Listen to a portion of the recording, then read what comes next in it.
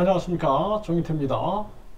기독교 목회자 1016명 시국선언, 윤정부 왜 안 변하나.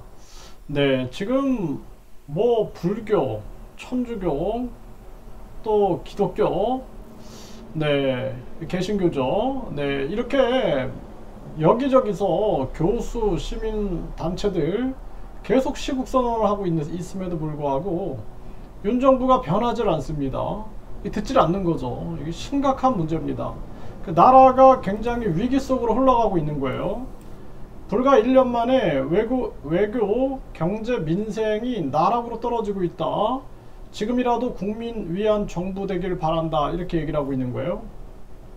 저도 진짜 이런 바람입니다. 네, 그래서 불과 1년 만에 외교, 경제, 민생이 나락으로 떨어졌고 지금이라도 국민 위한 정부가 됐으면 좋겠어요.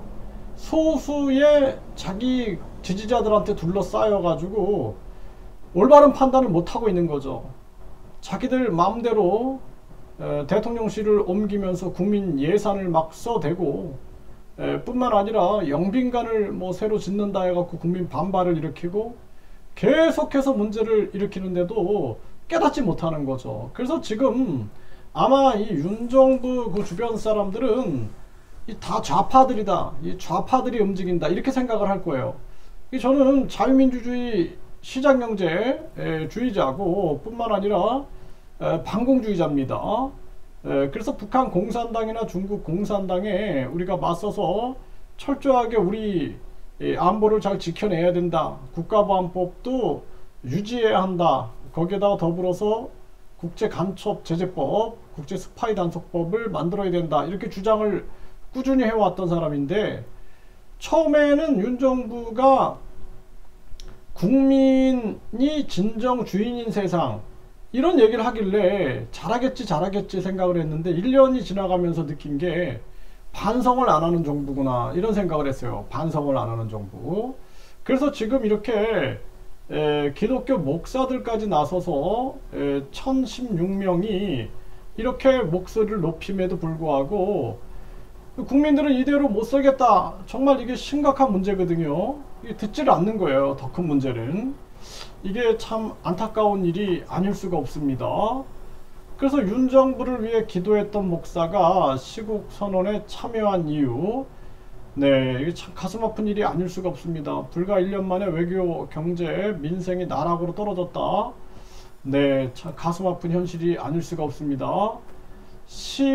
야방성 대곡까지 본물 터지는 시국선언, 여기저기서 시국선언이 터지는 거죠. 뭐 성균관대, 뭐 한국외대, 많은 대학들도 지금 시국선언을 하고 있고, 윤정부 1년에 붙이는 기독교 목회자 시국선언들이 나오고 있는 그러한 정황입니다. 네, 윤정부 1년 동안 정말 끔찍했던 것 같아요. 저도 너무나 끔찍했다라는 생각을 안 할 수가 없고, 지금 기독교 목회자들 1016명이 이렇게 나섰다라는 거예요. 그래서 교인들이 걱정이 되겠죠. 아마도 뭐 예를 들어서 윤 정부 지지자들도 있을 테니까. 그런데도 불구하고 목회자들이 나선 이유는 심각함을 인식한 거죠.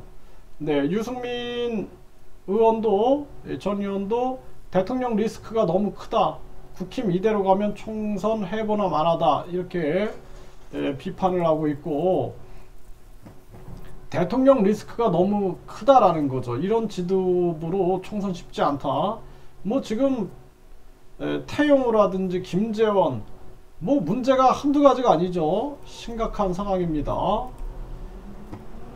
네, 이현주 국힘 전 의원은 윤 찬양해야 보수냐, 그럼 난 보수 안 한다, 이런 얘기까지 나오는 정황이고, 심평은 그동안 윤 멘토라고 불렸어요. 그럼에도 불구하고 국민 희망을 배신당한 씁쓸함을 느낄 거다, 이런 발언까지 지금 나오고 있는 그러한 정황입니다. 네, 윤 대통령 1년 부정평가 매우 잘못이 다소 잘못의 2배다라는 거예요. 이 잘못하고 있다가 60%를 넘어가고 있음에도 불구하고 정신을 못 차리고 있는 거죠. 신경 안 쓰는 거죠, 신경을. 왜? 예, 국민들, 뭐, 사회적 약자들의 생각은 전혀 신경을 쓰지 않고 있는 그러한 모습이 아니냐. 가슴 아픈 현실입니다.